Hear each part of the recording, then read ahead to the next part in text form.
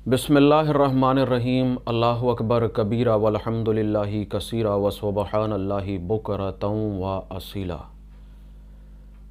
इल्म नुजूम, इल्मुल आदाद, इस तरीके के जितने भी पोशीदा उलूम हैं उसमें इल्म जफ़र को एक ख़ास अहमियत हासिल है।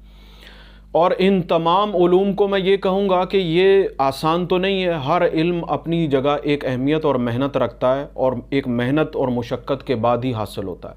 लेकिन इल्म जफ़र इन तमाम उलूम में सबसे मुश्किल इल्म है। और इल्म जफ़र को इल्म नातिक भी बोलते हैं। इल्म नातिक बोलने का मकसद ये है कि ये एक ऐसा इल्म है जो आपसे बात करता है। अच्छा, मैंने ये देखा है कि बहुत सारे लोग इल्म जफ़र का नाम लेते हैं और सितारों, सैयारों या ग्रहण के हवाले से बात करते हैं कि जी इल्म जफ़र की रूह से ग्रहण इस वक्त लगेगा या इल्म जफ़र की रूह से सितारों की ये पोजीशन है या जो भी बात है। तो मैं यहाँ बताता चलूँ कि इल्म जफ़र इल्म हुरूफ है और इल्म हुरूफ इन में से किसी भी चीज़ों का मोहताज नहीं है, ना सितारों का, ना सैयारों का, ना ग्रहण का। इसका इन चीज़ों से कोई ताल्लुक़ नहीं है। इल्म जफ़र के दो हिस्से हैं।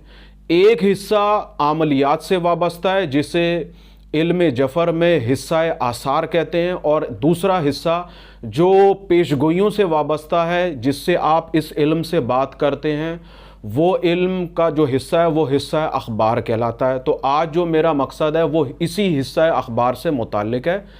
मैं आपको ये बताऊंगा कि हुरूफों के ज़ाहिर और बातिन क्या होते हैं। जिस तरीके से हम इंसानों के ज़ाहिर और बातिन होते हैं, इसी तरीके से हुरूफों के भी ज़ाहिर और बातिन होते हैं। ज़ाहिर में जिस तरीके से हम एक दूसरे को देखते हैं, हमें नज़र आते हैं, इसी तरीके से हमारे ज़ाहिर के साथ साथ हमारा एक बातिन भी मौजूद है। और इंसान की जो जुस्तजू है वो बातिन की ही तरफ है।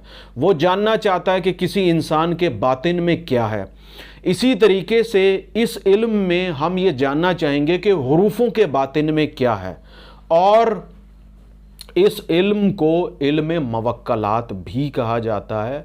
ऐसा नहीं है कि इससे अमलियात नहीं बनते, इससे बेशुमार अमलियात भी बनते हैं, लेकिन मेरा मकसद आज मुस्तहसला के हवाले से है। मैं आपको बताऊंगा इसकी सारी तफसील। आज जो मैं आपको मुस्तहसला बताने जा रहा हूं उसके सबसे पहले कवानीन हैं। इल्म जफ़र की जो इस्तिलाहात हैं, अगर आप वो नहीं समझ सकते या नहीं जानते तो इल्म जफ़र को हल करना आपके लिए मुश्किल है। कवानीन आपको याद होने चाहिए, और याद नहीं हिफ्ज़ होने चाहिए, क्योंकि जब आपके जहन में हर बात मौजूद होगी तो उस सवाल का जवाब निकालना आपके लिए आसान होगा। इसके 3 कानून हैं। सबसे पहला कानून ये है कि आपको मालूम हो कि मुलफूज़ी हुरूफ कौन से होते हैं, ठीक है। दूसरा कानून यह है कि आपको असास और नज़ीरा पता होने चाहिए कि हुरूफों के असास क्या होते हैं, हुरूफों का नज़ीरा क्या होता है। तीसरा कानून यह है कि आपको हम मर्तबा हुरूफ मालूम होने चाहिए, कौन सा हुरूफ किस हुरूफ का हम मर्तबा है। ये 3 कानून है। अभी मैं आपको बता रहा हूं, अब आपको स्क्रीन पर चीज़ें भी दिखाऊंगा, उसके बाद मैं आपको मैनुअली करके भी दिखाऊंगा। टेबल्स मेरे सामने होंगे। बिस्मिल्लाहिर्रहमानिर्रहीम। ये अबजद कमरी है, ठीक है। 1 से लेकर 28 तक हरूफ हैं। इसी तरीके से ये अबजद मुलफूजी है। जो हरूफ जैसे बोला जाता है वैसे लिखा जाता है और तरतीब के साथ है। अलिफ बे जीम दाल, जैसे ऊपर तरतीब है ऐसे नीचे तरतीब है। बस फर्क सिर्फ इतना है, मुलफूजी वो हरूफ हैं जो जैसे बोले जाएंगे वैसे लिखे जाएंगे। ये एक कानून हो गया। ये आ गया असास और नज़ीरा का कानून। ये दूसरा कानून हो गया, ठीक है। हर हुरूफ का 15वां हुरूफ, ऊपर मैंने 14 तक पहले हुरूफ लिखे, फिर उसी तरह 14 हुरूफ नीचे लिखे, टोटल हुरूफ 28 हैं। अलिफ का 15वां हुरूफ सीन बनता है, बे का 15वां हुरूफ ऐन बनता है। इसी तरीके से अगर ऊपर वाले हुरूफ असास बनेंगे तो नीचे वाले हुरूफ नज़ीरा बनेंगे, अगर नीचे वाले हुरूफ असास बनेंगे तो ऊपर वाले हुरूफ नज़ीरा बनेंगे। ये दूसरा कानून है और ये इल्म जफ़र का इंतहाई अहम कानून है। अगर आपको ये याद नहीं है तो आप इल्म जफ़र को भूल जाइए, ना आप इसे हल कर सकते हैं ना जान सकते हैं। तीसरा और अहम कानून हम मर्तबा का कानून है। मैंने आपको ये बताया कि अबजद कमरी में 1 से लेके 1000 तक अदद हैं। अगर आप इसमें 0 ख़त्म कर दें तो ये 1 से लेके 9 तक के डिजिट्स रह जाते हैं।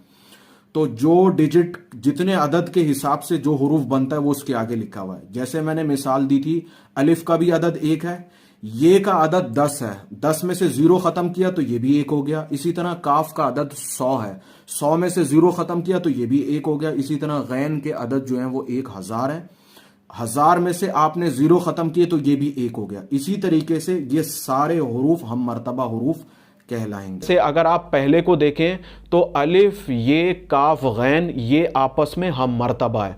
मतलब अगर कहीं ये लिखा हुआ है तो हम इसमें से कोई सा भी हुरूफ जो इसके साथ लिखे हुए हैं वो अपना जवाब लेने में इस्तेमाल कर सकते हैं। इसी तरीके से बे, काफ, रे लिखा हुआ है, इस तमाम के अदद 2 हैं।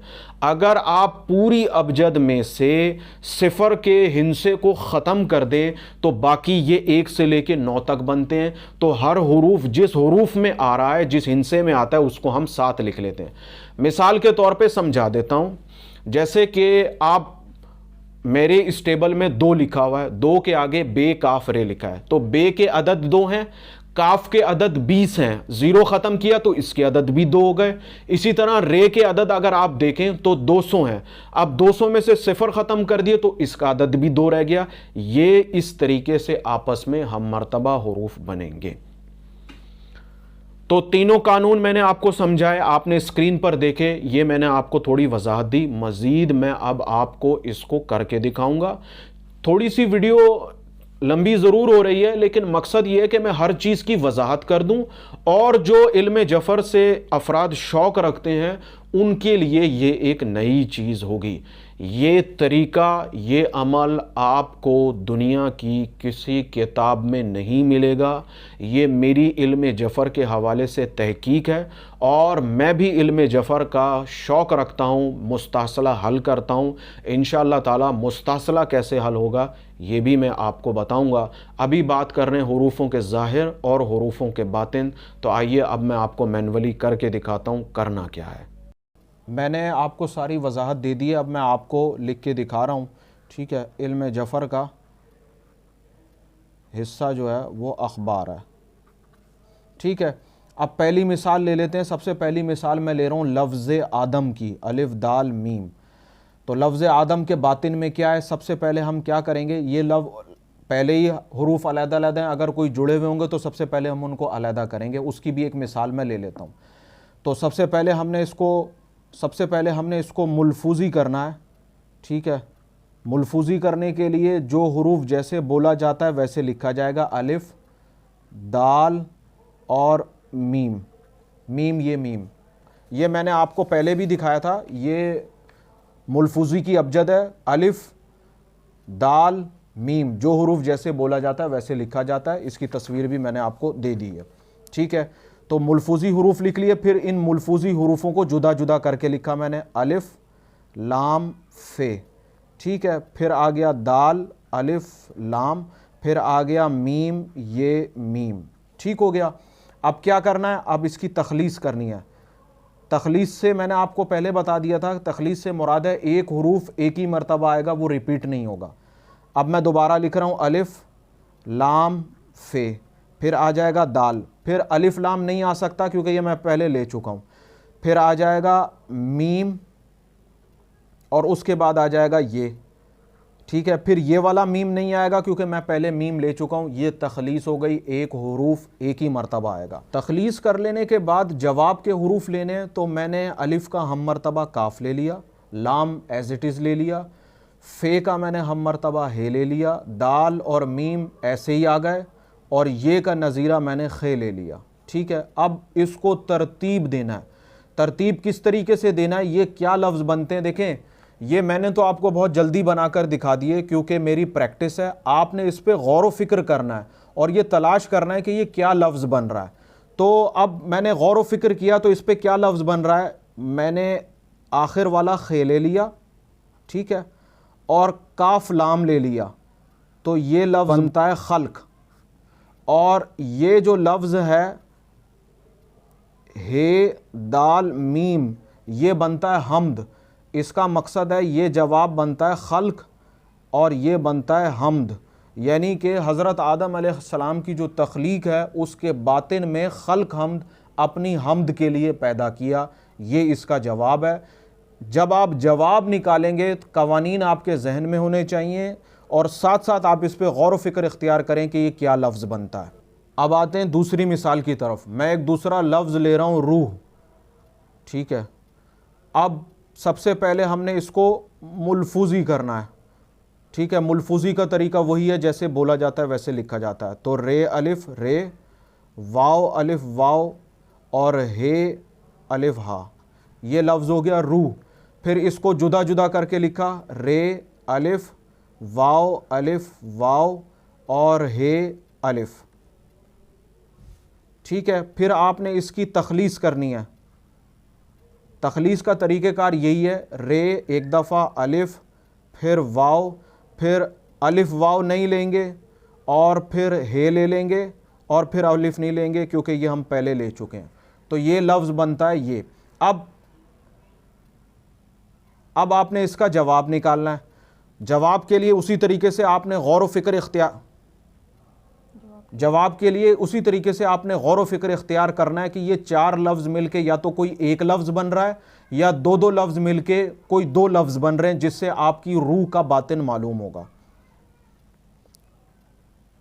तो सबसे पहले रे का आपने हम मर्तबा बे ले लिया, अलिफ का हम मर्तबा काफ ले लिया, वाव का आपने नज़ीरा रे लिया और जो हे है ये ऐसे एज इट इज़ आपने ऐसे ही ले लिया।